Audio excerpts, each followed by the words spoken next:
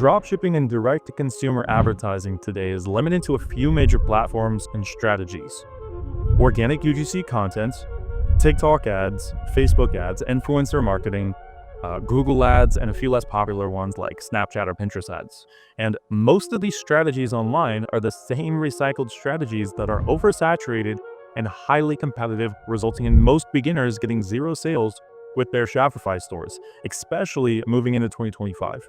What I'm about to show you here is a new approach to a proven method that is profitable, low risk, and time effective for growing and scaling a brand in today's market.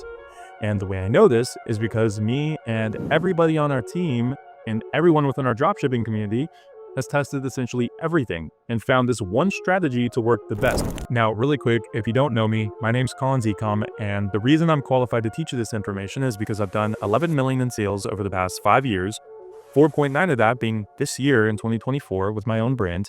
I'm a member of the Forbes Business Development Council, and I run a partnership program where we partner with active ecom brands, help them scale, and in return, we take equity in the business. And the reason I tell you this is because the strategy I'm about to show you is literally what we do for all of our clients. Copy and paste. Most of all of our 7-figure portfolio brands all followed the same exact startup strategy to get to the level where they're at today. Point being, it works and you can apply it. So here's the startup strategy we use in a nutshell. Starting with step number 1, organic views.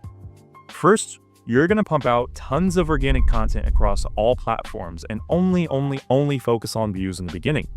Make people laugh, entertain them. Don't even attempt selling the product, okay? This is crucial. The account must be warmed up and targeted towards our demo. Step number 2 is organic sales. So slowly transition into subtle call to actions, CTAs, and soft selling within the organic content. Once we're driving in views, we need to start redirecting that traffic into our website, okay? Step number 3, warm traffic retargeting. From there, we can run low budget warm traffic retargeting campaigns with paid ads, hitting viewers who engaged with our brand organically and placing strong CTA ads in front of their screens. And finally, step number 4 is cold paid traffic. Okay, we scale with cold traffic, paid ads. You must follow these steps in order. Don't try to skip into paid ads or skip any part of the process. I see so many beginners trying to make organic videos and sell with a product in the very beginning, which in turn prevents them from actually getting views and going viral. So please follow this guide step by step. Now, coming from a consulting perspective, there's a proper way to diagnose constraints if a store is failing and not driving in sales. For example, if you're not getting views, that's on your content. Step 1, not your product. If you're getting views but no website traffic, then that means your call to action is weak. Step number 2. If people are adding to cart but not buying, it's likely either the product, price, or offer on your website. And lastly, if you're getting sales but not enough volume of sales, then you've got the green light to scale and push heavy into paid ads, which is essentially just pouring gas into the engine and letting it run. Where most beginners go wrong with dropshipping is they don't properly identify their bottlenecks and they spend weeks, potentially months, trying to fix a problem that was never even there to begin with. I did that way too many times in the beginning. If you confuse, you lose.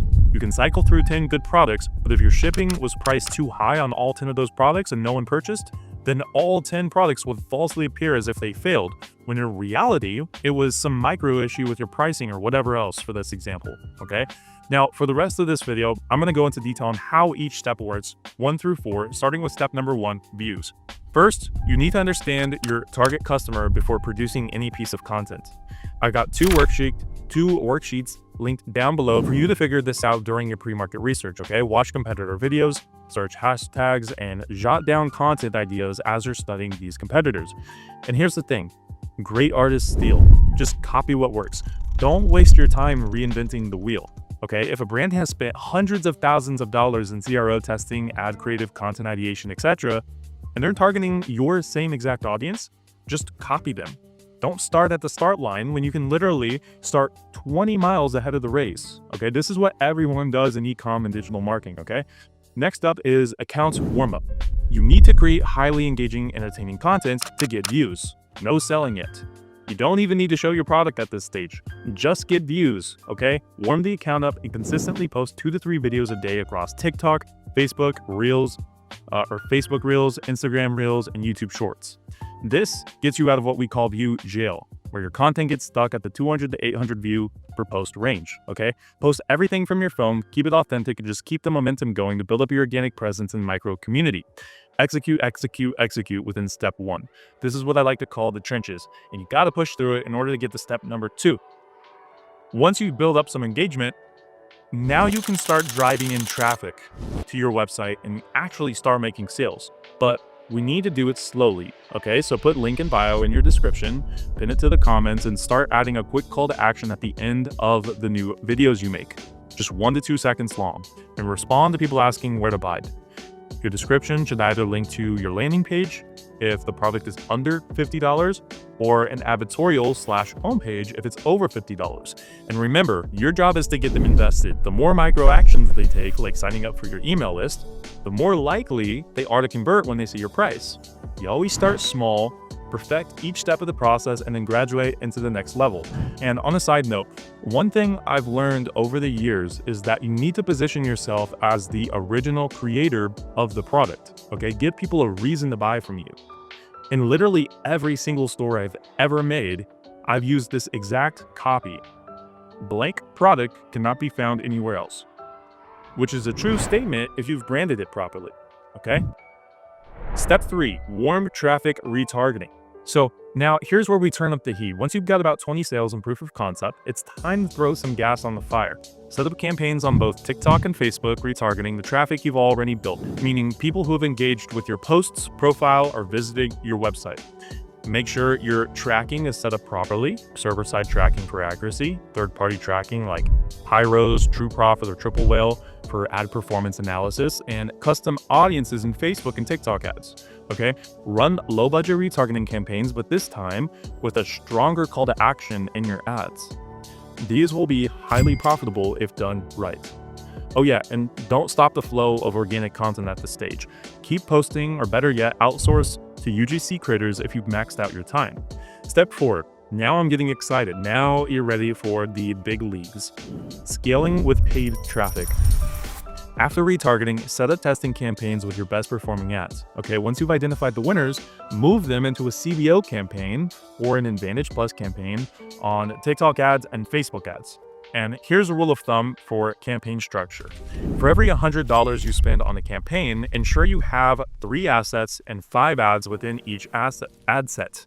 No more, no less. If you have a $200 per day budget for a campaign, you can bump it up to 6 ad sets with 5 ads within each ad set.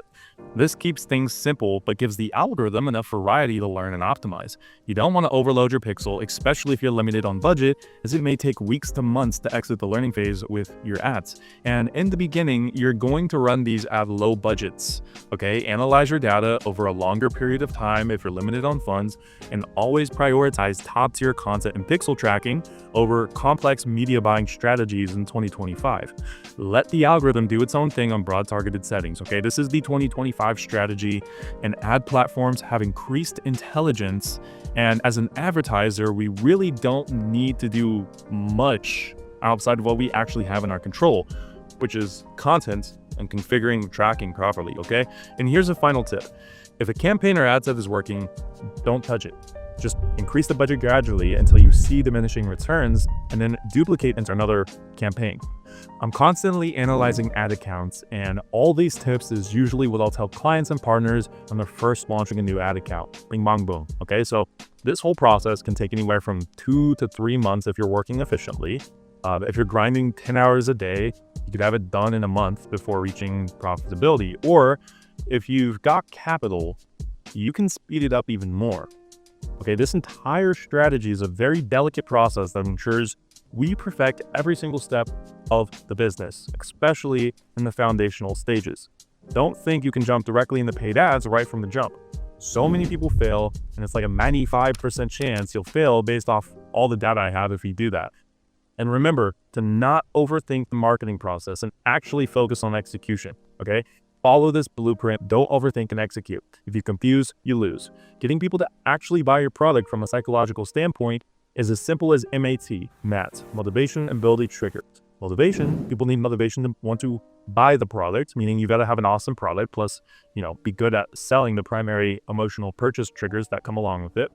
A, for ability, it has to be accessible. People need to be able to find your product, and it needs to be at a good, affordable price with good payment options. And lastly, T is trigger. You need a final thing that pushes them over the edge of purchasing, aka a sale or some sort of urgency motivation like a holiday, or more importantly, create some sort of pain in someone's mind that causes them to want to need to purchase your product right here, right now.